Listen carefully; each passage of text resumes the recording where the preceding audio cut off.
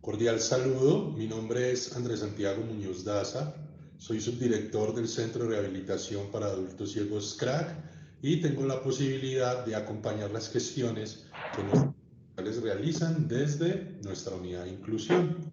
En nombre de la Dirección General, la doctora Gladys Lopera Restrepo, quiero extenderles un caluroso saludo y el agradecimiento que nos van a acompañar durante esta semana por la inclusión con la presentación de cada una de sus experiencias y ponencias a nuestros exusuarios, usuarios, familiares y demás invitados que están participando en esta.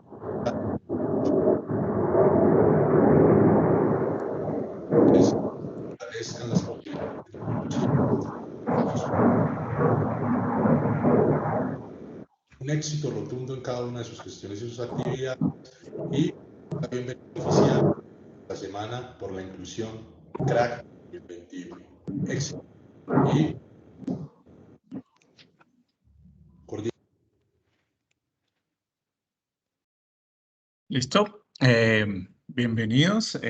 Acabamos de ver la presentación de Andrés Santiago Muñoz, subdirector de rehabilitación e inclusión del Centro de Rehabilitación para Adultos Ciegos CRAC. En esta semana por la inclusión hemos tenido un espacio para mostrar las distintas posibilidades de participación. Digamos que para las personas con discapacidad visual, ¿no? Entonces, cómo hay posibilidades de participación en ambientes educativos, en ambientes productivos y en este espacio que queremos mostrar hoy, de la mano de nuestro aliado, el Museo de Arte Contemporáneo, participación en espacios culturales. Entonces, conmigo está Tatiana Quevedo, con quien hemos trabajado de la mano en algunos procesos desde hace ya un par de años, en algunos procesos de inclusión cultural. Entonces, bienvenida Tatiana, qué gusto tenerte aquí de nuevo. Hola, muy buenos días. Primero un enorme saludo por parte del Museo de Arte Contemporáneo de Bogotá. Agradecemos como siempre la articulación con el Centro de Rehabilitación del Adulto Ciego, a Mauricio León también, porque realmente el CRAC, más allá de un aliado, es un amigo, es un coequipero en todos los procesos que hemos desarrollado juntos. Celebramos también la Semana de la Inclusión con esto que nos comenta Mauricio, de cuáles son esos espacios de participación ciudadana. Por eso hoy hemos nombrado nuestra conversación el MAC, un punto de encuentro para los sentidos. Agradecemos enormemente este espacio de escucha y de conversación que nos permiten dar con ustedes. En este momento actualmente me encuentro en las instalaciones del Museo de Arte Contemporáneo de Bogotá, por eso de pronto ustedes van a estar viendo aquí mucho movimiento detrás de mi pantalla, pero bueno, eso hace parte del quehacer del museo.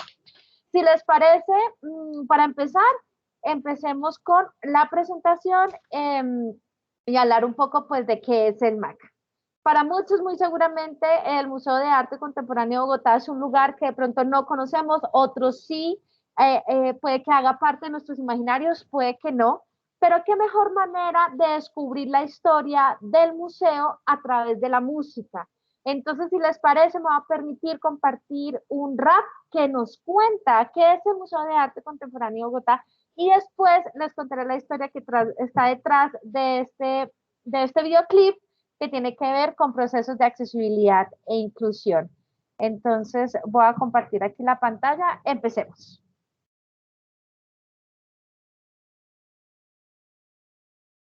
Creo que... ¿Sonó? No voy sonó. a volver a hacerlo aquí, voy a incluir el sonido del sistema, que creo que eso fue el error. Perfecto. Ahí no hay sonido y ya les digo. Empieza, ¿sonó? Perfecto.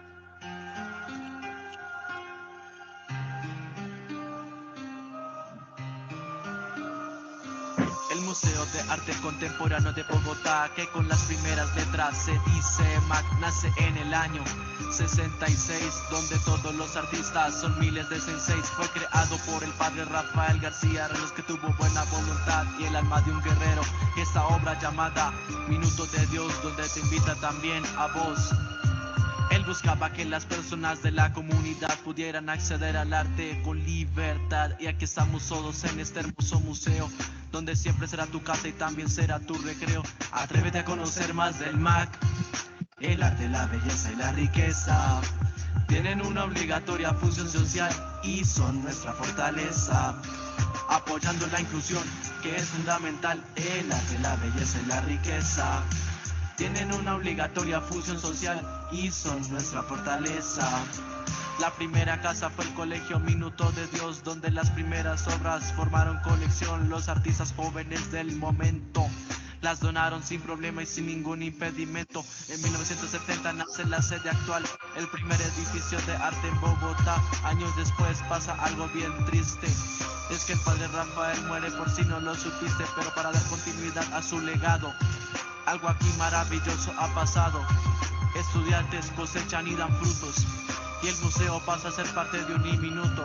El MAC trae artistas de diferentes naciones que vienen a hacer sus exposiciones. Estas cambian cada 2 meses y la comunidad se enriquece. Atrévete a conocer más del MAC. El arte, la belleza y la riqueza tienen una obligatoria función social y son nuestra fortaleza. Apoyando la inclusión, que es fundamental. El arte, la belleza y la riqueza tienen una obligatoria función social y son nuestra fortaleza.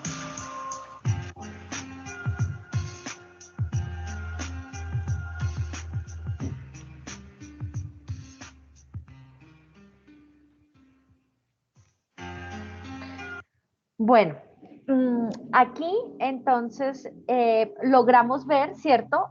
A grosso modo la historia del museo, como nos dice rápidamente, pues fue creado por este personaje que es el padre Rafael García Herreros. Estamos ubicados en el barrio Minuto de Dios, que queda en la localidad de Engativá, al noroccidente de Bogotá, con la intención de generar un espacio de encuentro donde cualquier persona, independiente de su condición socioeconómica o su situación en general, pues pudiera acceder libremente al arte y a la cultura. ¿Por qué? No nos vamos a decir mentiras. Socialmente, estos escenarios de arte y cultura han sido tradicionalmente utilizados para hacer ejercicios de exclusión, muchas veces por la élite sociocultural, muchas veces por otro grupo de poblaciones. Y el ciudadano de a pie, el ciudadano como nosotros, a veces no accedemos a estos escenarios porque tradicionalmente hemos sido excluidos. Entonces el padre lo que busca era romper esas lógicas de diferenciarnos entre unos y los otros, y él habla de la dignidad y de que todos teníamos los mismos derechos, lo que hoy podemos entender como derechos culturales.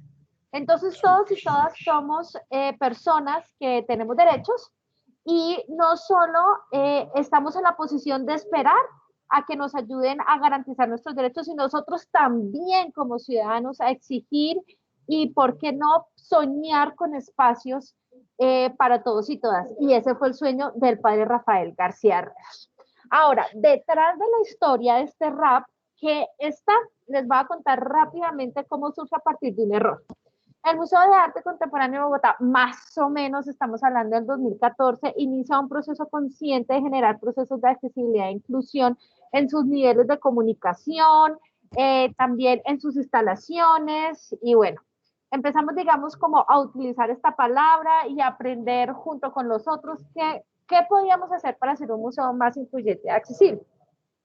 En esto, nosotros somos un museo universitario, nosotros hacemos parte de la Uniminuto y contamos con la gran fortuna de poder tener pasantes que apoyan muchas labores del museo. Con unos pasantes nosotros diseñamos un video que contaba la historia del MAC y pensamos en ese momento que hacerlo incluyente era que tuviera dibujo, tuviera audio. Imagínense que nosotros pusimos a prueba este contenido con la comunidad con discapacidad visual, en este caso puntual con un pasante de República de China que tiene discapacidad visual, que es Juanpis, el que sale en el video. Y Juanpis nos dice, no entiendo nada, no me puedo hacer una idea del museo con lo que ustedes me están presentando. Y ahí descubrimos nuestro primer error. no fue codiseñado con las personas con discapacidad. Entonces dijimos, ok, vamos a hacer un pare y vamos a reformular la estrategia.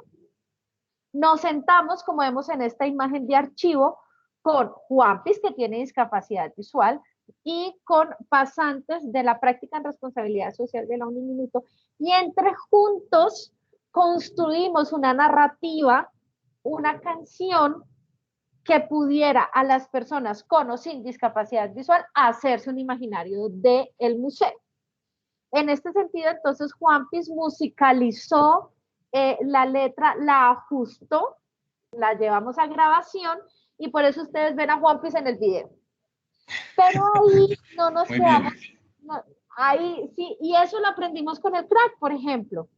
Entonces nuestro primer error pues fue ese, no haberle preguntado a la comunidad y creernos muy incluyentes porque tenía video, tenía descripción, tenía.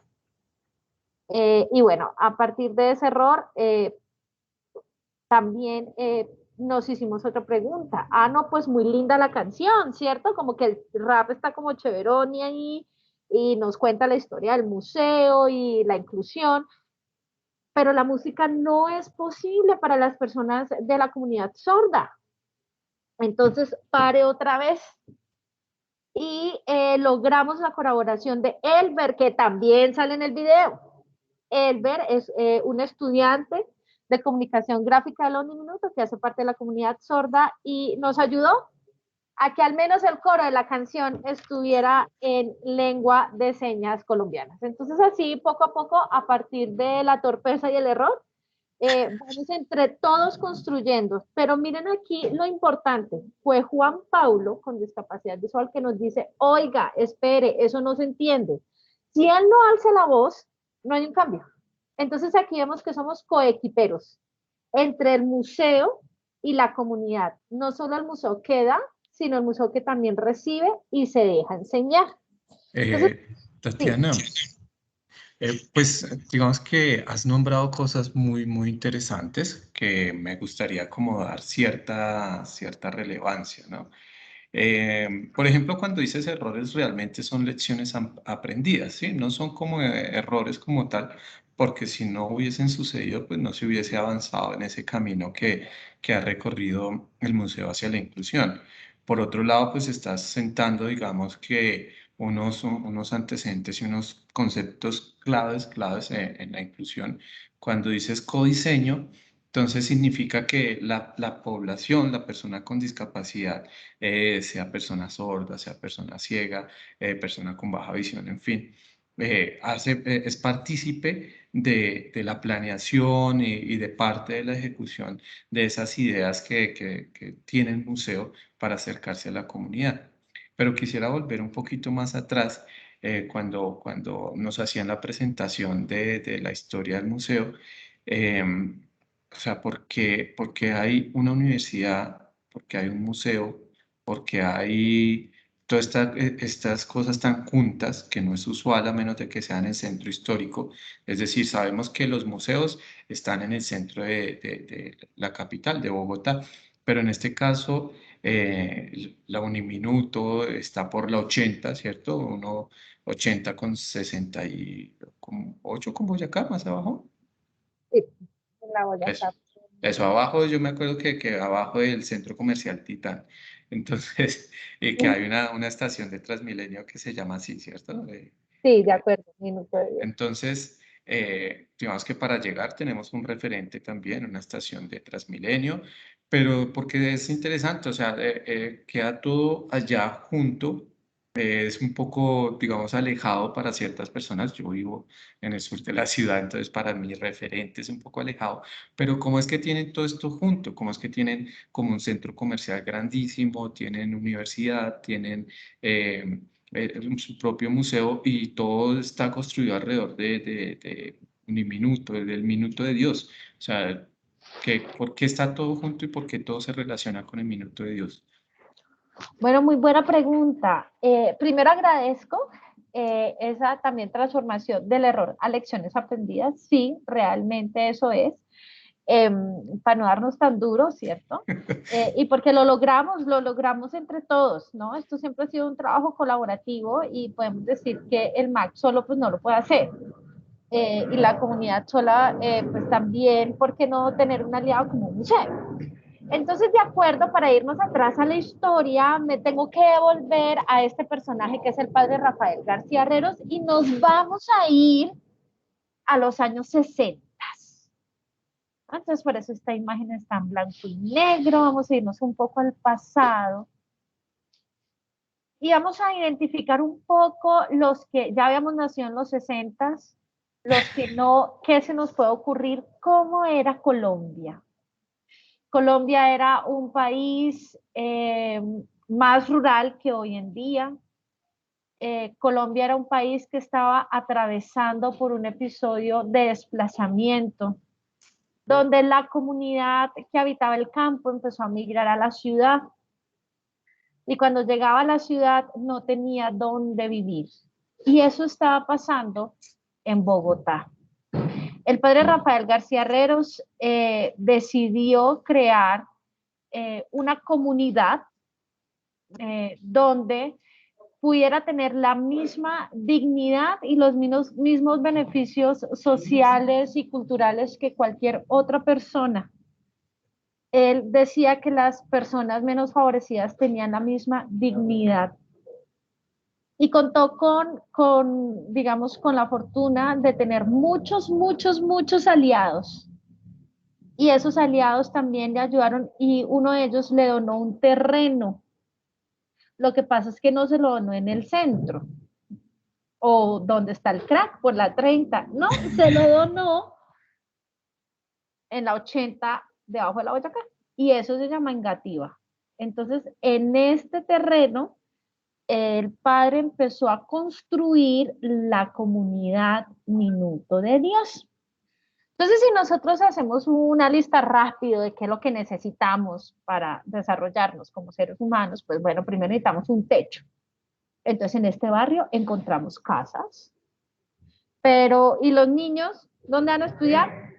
Entonces está el colegio. Entonces, en el barrio Minuto de Dios hay un colegio. ¿Cómo se llama el colegio? El colegio Minuto de Dios. ¿Qué más necesitamos? Necesitamos unidades de trabajo. Entonces estaban las unidades de trabajo del Minuto de Dios. Necesitamos una biblioteca para el barrio, entonces tenemos la biblioteca pública del barrio. Y como pues también los pilares son sociales, políticos, entonces estaba la junta, económicos con las unidades de trabajo, espirituales. En este caso, pues contábamos con el templo también. ¿Sí? Pero a lo espiritual también se le suma el deporte, entonces teníamos las canchas en el barrio, y podemos ver que lo que el padre quería construir era una comunidad y él le llamaba al pueblito blanco y él quería hacer de esto un piloto para la construcción de paz en el país. Por eso aquí, cuando vemos el barrio, entre comillas, tiene todo lo que necesitamos. Colegio, casa, trabajo, hay templo, la biblioteca, las canchas, los parques.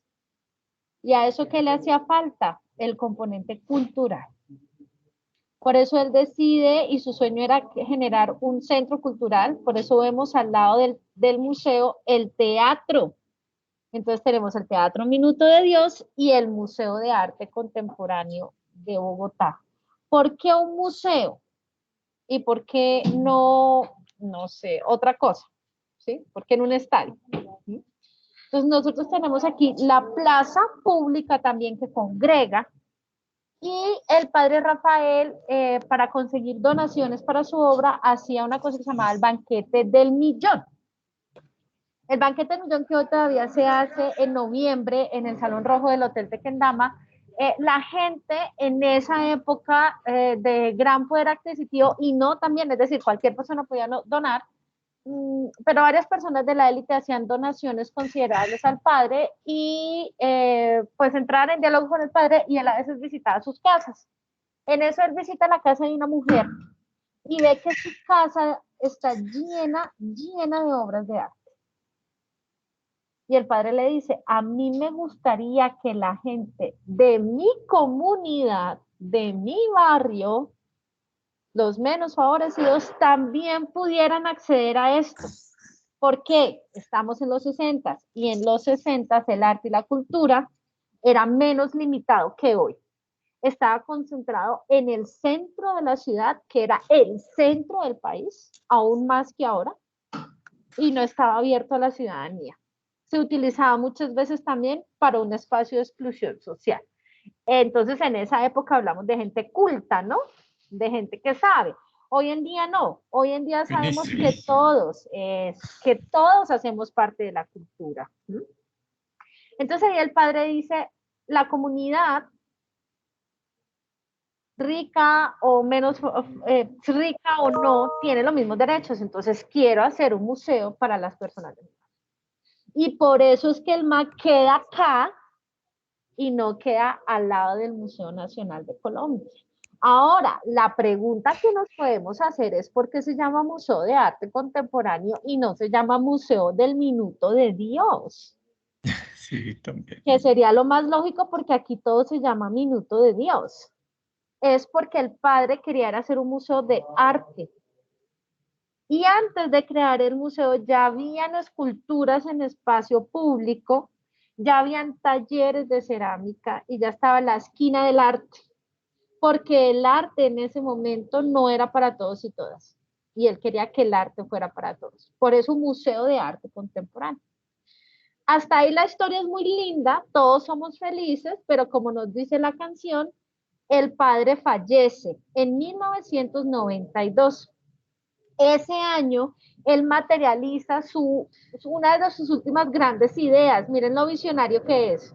Empezó con unas casas en un barrio y terminó con una universidad. Entonces, él en el 92 crea la Uniminuto, una universidad que tiene sedes por todo el país, una universidad que permite una educación presencial o virtual para comunidades que no tenían un acceso a la educación.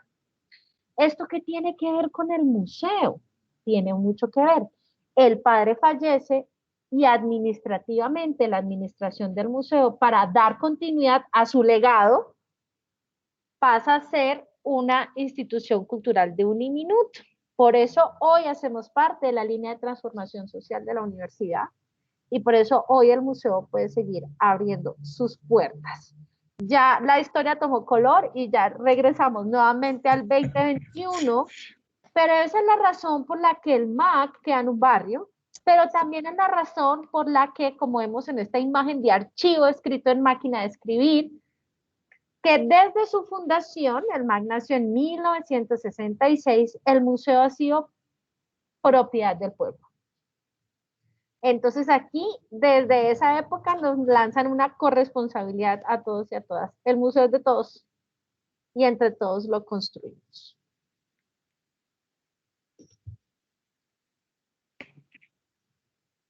Listo. Gracias, Jackie. Excelente la historia, que da muchísimo contexto de por qué es como de esos pocos museos grandes, ¿no? Porque también vamos a encontrar otros pequeños museos distribuidos por la ciudad, pero es uno de los museos grandes, digamos que se ha hecho también con un nombre en lo que sería el circuito de museos y un circuito cultural extenso que tiene Bogotá. Entonces, encontrar la explicación de por qué está donde está y cuál es la relación con todo este ecosistema minuto de Dios, ¿no? Creo que es muy importante identificarlo porque, pues, desde su mismo diseño, tiene este fin, ¿no? De democratizar el acceso a la cultura y que hace parte de algunos barrios de diseño que tiene Bogotá, como por ejemplo, comparativamente tenemos otros barrios diseñados como puede ser el Tunal, como pueden ser otro tipo de zonas que fueron diseñadas para tener todo junto, ¿no? En las unidades de vivienda, las unidades productivas, las unidades de esparcimiento que tienen son pequeñas ciudades, más o menos. Y era pues lo que decía el padre. un pequeño pueblo blanco, ¿no? O sea, un pueblo con todo lo necesario para que las personas puedan tener acceso a lo que necesitan, evitando los desplazamientos, evitando pues todo el tráfico de la ciudad y que también hace parte del diseño de la ciudad, de cómo crece una ciudad y esta mentalidad pues de visionar cómo deberían estar organizadas las ciudades en pequeñas unidades y no que todo esté centralizado. Entonces también es muy interesante, como también la comunidad pues ha sido parte activa en la mayor parte de todos estos procesos. Comunidad en todo sentido, ¿no? Entonces también como los estudiantes, y eso que refieres de que el museo administrativamente pertenezca a la universidad, lo enriquece muchísimo, ¿no? Porque va a tener la posibilidad de tener todos los estudiantes que tiene la universidad. Y dentro de lo que, digamos, he conocido, la Universidad Minuto de Dios ha tenido muy buenos procesos y acogida para todos los estudiantes, incluidos los estudiantes con discapacidad visual. De acuerdo con lo que tú dices, esa idea de descentralizarnos es maravillosa. ¿Sí? Sería maravilloso, por ejemplo, también contar con estos nodos culturales en localidades como Ciudad Bolívar. Sí, tenemos algunas iniciativas, pero digamos que tener la Casa de la Cultura o iniciativas que realizan organizaciones sociales, ¿no? Que le apuestan al tema de la cultura a través de festivales, a través de actividades muy concretas, pero digamos que está algunos proyectos como tal, pero no de las dimensiones ni de la envergadura que supone pues un museo. Hay algunos museos diseminados donde algunos artistas plásticos han usado su propia vivienda como museo, ¿cierto? Hay pequeñas casas culturales y todo parte de las organizaciones sociales, pero digamos que no hay como una iniciativa tan grande como lo puede ser. O de pronto están muy invisibilizadas también, ¿cierto? Por la magnitud de lo que implica cada localidad, como puede ser Suba, como puede que son de esas localidades grandísimas. De acuerdo. Mm, ahí, por ejemplo, retomando lo que acabas de decir de las potencialidades de ser un museo universitario, ¿sí? Y que la Uniminuto realmente le apuesta a procesos de inclusión con sus estudiantes, fue que tomando esa pulsión que ya había en la Uniminuto, en el 2015 logramos desarrollar el Manual de Buenas Prácticas de Accesibilidad para Museos, junto con una beca que recibimos del Ministerio de Cultura. ¿Sí? Aquí en la Uniminuto hay una unidad de inclusión que permite, digamos, ese acompañamiento a los procesos educativos de los estudiantes y también se integró a este proceso de construcción del Manual de Buenas Prácticas. Si bien este manual que nosotros lo podemos encontrar en plataformas virtuales, aquí pues veo, perdón, aquí lo podemos ver, este manual está concentrado en un proceso de adecuaciones y ajustes racionales en términos de comunicación. Entonces nosotros podemos ver, por ejemplo, que actualmente el espacio escultórico del museo, que está al aire libre, cuenta con fichas en código braille, cuenta con audiodescripción, con código QR que te lleva a un video de lengua de señas colombiana, pero también tenemos pues impresión en tinta. Entonces digamos que buscamos cómo hacer este ajuste razonable para que el museo tuviera un nivel, digamos, de comunicación más efectivo y no solo limitarnos a la comunidad lectoescritora. Aquí, entonces, también se hizo un proceso donde el equipo interno del museo pues recibió capacitaciones y empezamos a buscar estrategias y a tener encuentros con comunidades. Se desarrolló también una exposición temporal que se llamó Arte y Cultura Sorda, por nombrar algún ejemplo, y pues digamos que empezamos a analizar estos contextos de comunicación. Una vez, digamos, pasamos por este proceso de ajustes en términos de comunicación, hicimos un pare Y el área educativa, junto con los voluntarios y los pasantes, nos preguntábamos, ¿será que es suficiente? Y perdón, voy a tener la presentación, ustedes lo van a ver acá. ¿Será que es suficiente tener un brochure en braille y que esto realmente permite la accesibilidad y la inclusión y generar una experiencia significativa en el museo? Entonces sí nos podemos sentir muy orgullosos de que logramos este cuadernillo en braille que cuenta la generalidad del museo, pero pues hicimos ese pare porque sabemos que realmente eso no es suficiente.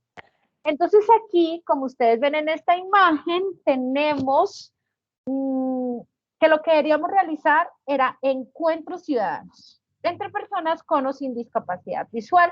Aquí esta es una foto de archivo donde encontramos a usuarios del Centro de Rehabilitación de la Adultez Ciega y también a la comunidad en general, donde nos encontramos en el museo para tener una experiencia sensorial por los 3 pisos del museo y poder encontrarnos ya no solo con el arte, sino entre personas. Y por eso hablamos del museo como un punto de encuentro de los sentidos también entre los ciudadanos. Entonces empezamos a explorar el museo y hacer visitas interpretadas y talleres donde pudiéramos converger entre varios grupos poblacionales y a eso entonces también hicimos uso del audio. Nosotros contamos con un sistema integrado de sonido en los 3 pisos del museo y ustedes pueden ver en esta imagen, tenemos a Miriam Tejero, que es una persona con discapacidad visual que se graduó de licenciatura de la universidad, y tenemos a Alejandra, que es una voluntaria del museo, donde juntos desarrollamos una pista de audio para explorar el museo con los ojos cerrados.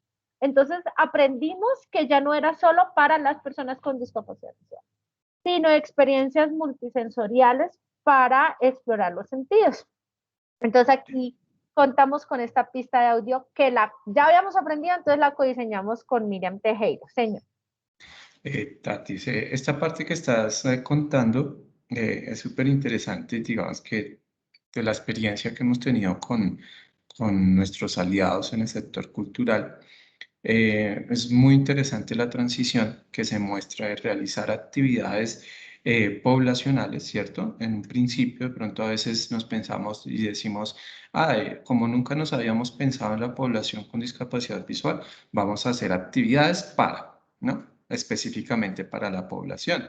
Y llegamos a un punto donde diseñamos de pronto actividades que de fondo tienen un paradigma segregador, ¿no? Entonces, como si tuviéramos que hacer, y en algún momento lo hemos hecho, ¿no? Actividades para personas sordas, actividades para personas ciegas, actividades en ese en esa dirección, pero lo que estás nombrando, lo que estás mencionando es súper importante porque ya estás hablando de que hacemos una serie de actividades donde nos pensamos en la mayoría, en la mayor cantidad, no en la mayoría de los que son más, ¿no? Desde la convencionalidad, sino en la mayoría es en todos, en los que tienen y en los que no tienen discapacidad. Y ese diseño que puede por algún lado ser tangencial a lo que sería el diseño universal, aunque se de entrada que no lo compartes, pero que tiene esa visión, ¿no? De nos pensamos en la diversidad, porque la mayoría es la diversidad. Entonces, esa parte que mencionas me parece muy importante para contarles a nuestros usuarios, a las personas con discapacidad visual del crack, que hay que apostarle a este tipo de experiencias, que son experiencias cotidianas, donde se comparten con el otro sin discapacidad, se comparte desde lo habitual y no donde se hacen una serie de diseños específicos para la persona con discapacidad visual. Y lo veíamos en otra charla, donde, bueno, hacemos algo en braille, como bien lo acabas de mostrar, tienen su brochure del Museo en Braille, pero a veces desconocemos que el porcentaje, el gran porcentaje de la población con discapacidad visual no lee Braille, ¿cierto?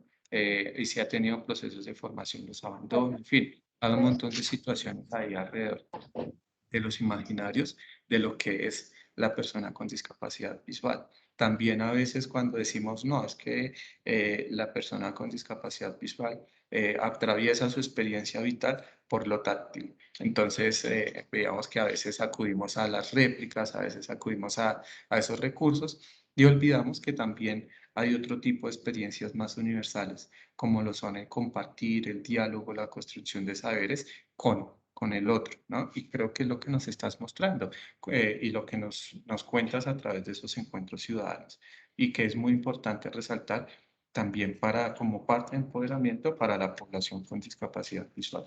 Y es que hacemos una participación efectiva en las mismas condiciones que los otros, ¿cierto? Y con los otros, ¿no? No, porque si no, entonces tendríamos un museo específicamente para personas ciegas y qué absurdo sería ese panorama. Pues de acuerdo, yo creo que esto es lo que hemos aprendido de ustedes y de la misma comunidad. Al principio, yo creo que es que tenemos miedo de ese no saber, ¿no? Como decimos, no sé.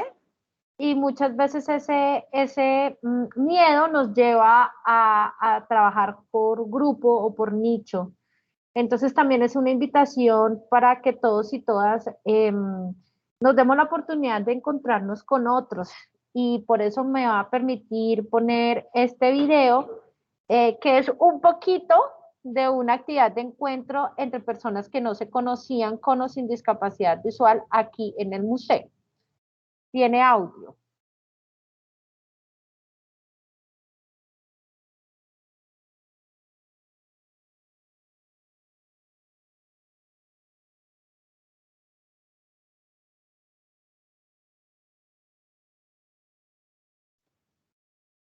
Entonces aquí, ¿qué está pasando? Que a través del sonido nos estábamos reconociendo y nos estábamos encontrando.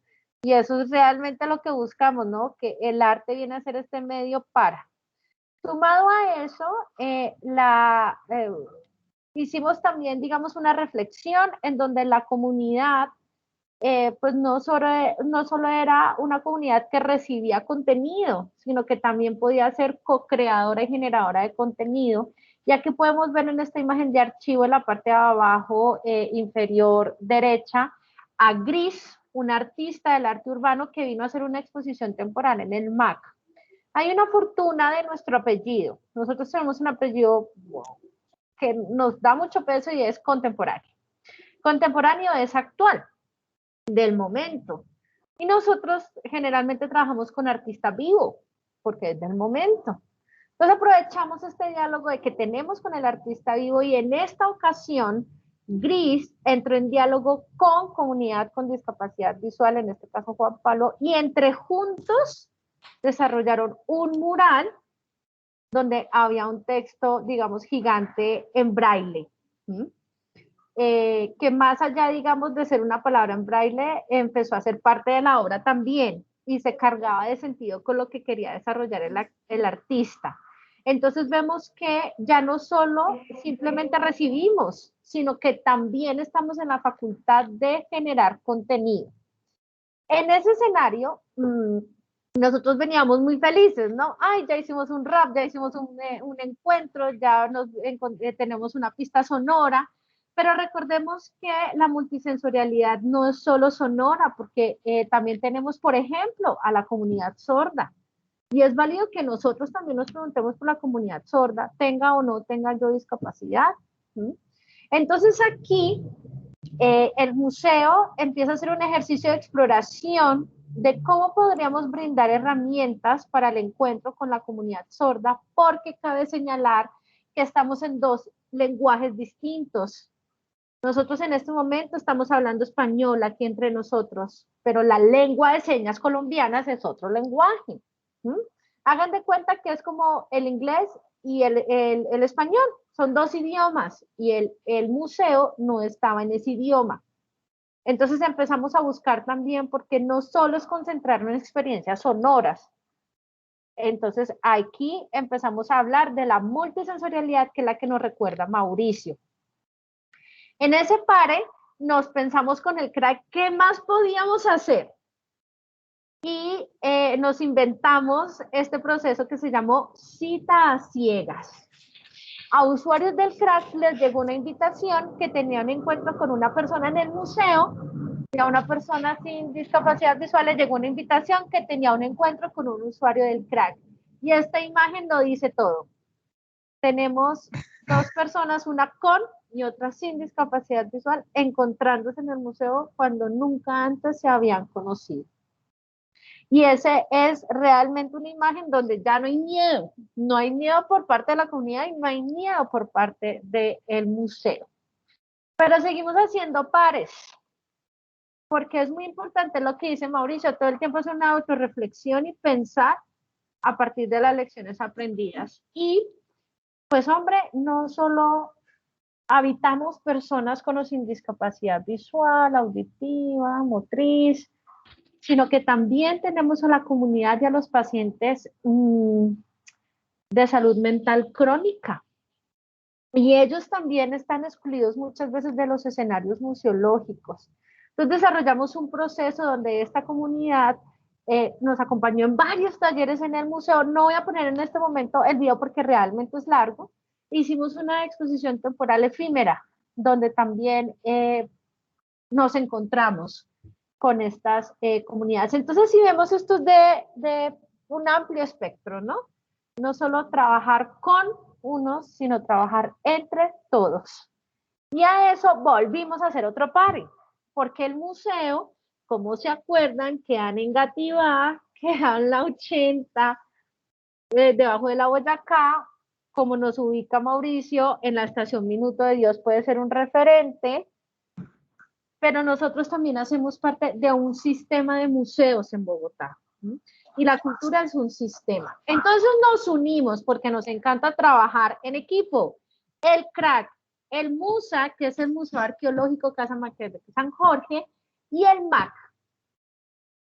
Y entre los tres nos encontramos en el Museo Arqueológico que queda en el centro y desarrollamos un taller de cerámica que llamamos Punto de Encuentro, Experiencias Táctiles. Aquí intercambiamos obras del MAC y del MUSA y nos encontramos para explorarlo a través del tacto, personas con o sin discapacidad. Entonces, si ustedes ven, nos unimos, ya no solo con la comunidad, sino con otro museo. Y esa es la idea, reconocer que nosotros hacemos parte de un sistema cultural y que el sistema también se está uniendo para entre todos unir esfuerzo y, ¿por qué no?, tener experiencias de encuentros ciudadanos más frecuentes entre todos y todas. Hicimos otra vez otro party y nos salimos de los museos. Y entonces pensamos cómo, si ustedes ven, pasamos a qué suena el MAC. Y ahora también, gracias a los diálogos con ustedes, estamos hablando de arte incluyente, porque recordamos que no es una meta, ¿no? Entonces, los procesos de inclusión son, muy bien, como lo acabo de decir, un proceso, no es el fin, es una postura política, es una postura de vida. Y es una responsabilidad que tienen los museos, pero que también tiene cada ciudadano y ciudadana de contribuir a garantizar estos derechos. Entonces aquí empezamos a mirar la multisensorialidad, pero volvimos a hacer un pare, porque es que siempre con el CRAC estamos parando a ver cómo podemos mejorar. Y en esta mejora nos salimos a la calle. Ya el museo no dentro del museo, sino el museo que va a la calle, porque la calle también es un espacio público que podemos utilizar como un escenario para garantizar nuestros derechos, en este caso nuestros derechos culturales. Y aquí contamos con nuevamente los artistas vivos. Entonces tenemos en una imagen a H, que es una artista del graffiti del Ecuador, y a una usuaria del crack. Y empezamos a hacer una intervención mural y a romper los paradigmas de que personas con discapacidad visual no pueden hacer un mural.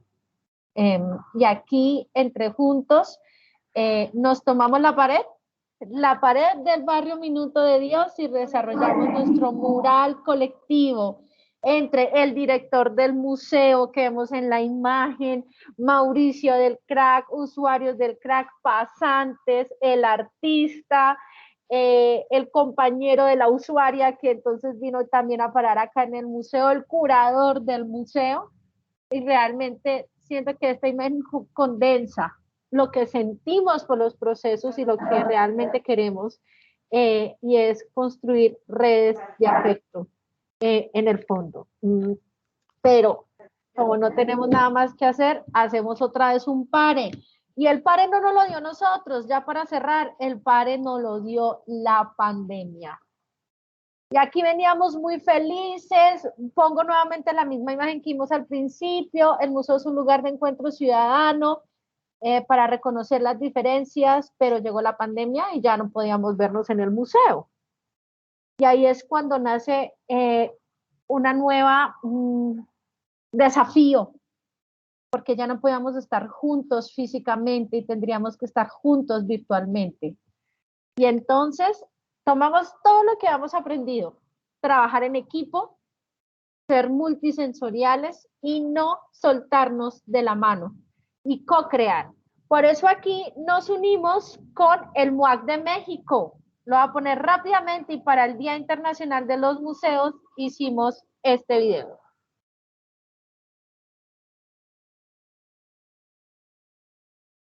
Que se llama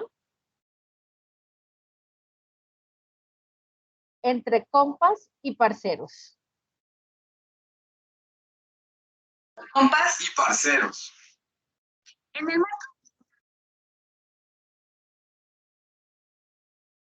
Se cortó el sonido, Tati. ¿Se cortó el video, el sonido? El sonido, sí, como que al principio sonó, estaba sonando, pero cuando... Perdón, acá. ¿Será que hay otra vez?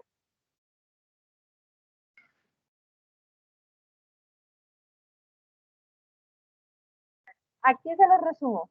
Abrimos un espacio de escucha para preguntarnos entre los dos museos y a la comunidad cómo podíamos hacer el museo más incluyente.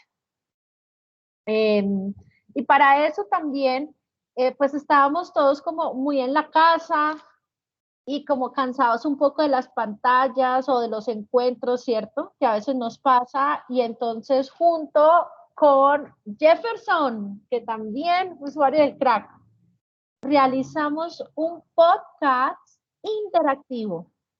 Entonces los y las invitamos, yo le envío el link a Mauricio para que ustedes entren al canal de Spotify del MAC y puedan escuchar MAC Interactivo, que va a hablar también de los procesos que hemos desarrollado con ustedes. Está en clave incluyente y ustedes pueden escoger si escuchan el audio por el audífono derecho o el audio por el audífono izquierdo. Y aquí digamos que tratamos de seguir generando estos procesos de interacción. Conclusión, esta imagen también es una imagen de un taller con el Crack, que resume lo que queremos con o sin pandemia, encontrarnos y entablar un diálogo y una relación ciudadana con o sin discapacidad, para poder hablar de un arte incluyente. También creemos, si ustedes ven aquí en esta imagen de archivo en la parte de abajo dice familia, es buscar esos lazos y es buscar cómo entre todos y todas nos encontramos y entre juntos contribuimos a garantizar nuestros derechos culturales. Para finalizar, aquí dos cuñas. Les dejamos también abierto otro podcast que hicimos también en Clave Incluyente que se llama ¿qué es el arte contemporáneo? Porque realmente es una pregunta que nos hemos hecho desde 1966 y que todavía no tiene respuesta. Los y las invitamos a que nos visiten, a que se encuentren con nosotros, pero que también nos ayuden, ¿por qué no?, a buscar más soluciones creativas para hacer de los museos y de la ciudad espacios más incluyentes. Muchas gracias por la conversación. Gracias a ti, Tatiana, y al Museo de Arte Contemporáneo por participar en este espacio de la Semana por la Inclusión, demostrar que realmente hay un esfuerzo colaborativo por distintas instituciones, las hay públicas, las hay privadas, las hay de todos los tipos. Creo que a la final es lo menos relevante y reiterando una vez más la idea de que los procesos de inclusión inicialmente es una apuesta de voluntades, es decir, hay voluntades personales, hay voluntades institucionales que suman los esfuerzos para lograr, digamos, sintonizarse con este tipo de actividades que realmente terminan siendo lo mínimo, ¿no? A veces quisiéramos mostrar esto como lo máximo, pero en realidad y frente a la comunidad es el mínimo que debemos realizar como instituciones y como actores de esta sociedad. Entonces, de verdad, pues que nos queda mucho trabajo por hacer, pero lo relevante es mostrar a nuestra comunidad, a nuestra población, que hay una serie de espacios que garantizan la participación, que garantizan esos derechos y pues que es responsabilidad de la población como tal hacer ejercicio, ¿no? Disfrutar derechos y hacer ejercicio de esos derechos. Entonces, gracias Tatiana por tu tiempo y por este espacio también. A ustedes y nada, estamos para servirles. Cuentan con nosotros. Gracias por todo lo que nos han enseñado. Gracias a ti. Y pues un saludo a toda nuestra audiencia en el canal de YouTube y los invitamos. Efectivamente, esto es una invitación muy larga, una invitación larguísima, pero el trasfondo también es disfrútenlos. O sea, es una invitación a ir al museo. El museo es de puertas abiertas. ¿Cuál es el horario de atención? Muy buena pregunta. En este momento estamos de lunes a viernes de 10 de la mañana a 4 p.m. Y si soy una persona con discapacidad, en este caso visual, y voy al museo, que cobran boleta, cobran la entrada. Bueno, eso también es una pregunta muy importante. Por el año 2021 tenemos entrada libre a todos y todas los ciudadanos, pero digamos que habitualmente hay un pequeño cobro de boletería. Ahora, para las personas con discapacidad, no tiene costo la entrada al museo. Que esa es también otra oportunidad, ¿no? No somos el único. Entonces, aprovechen que hay muchos espacios culturales que están abiertos eh, para ir y que muchos no tienen costo. Gracias, Tati. Entonces, de nuevo reiterar el agradecimiento al MAC, a ti y a todos los actores de la comunidad museo, ¿no? Porque también hay un curador, hay un comunicador, está el área educativa, está la dirección, están los recursos, está la universidad y pues toda esa comunidad museo es la que permite que existan estos espacios y que realmente se constituyan en lo que son, ¿no? Como un espacio que garantiza derechos. Gracias. A ustedes, muchas gracias.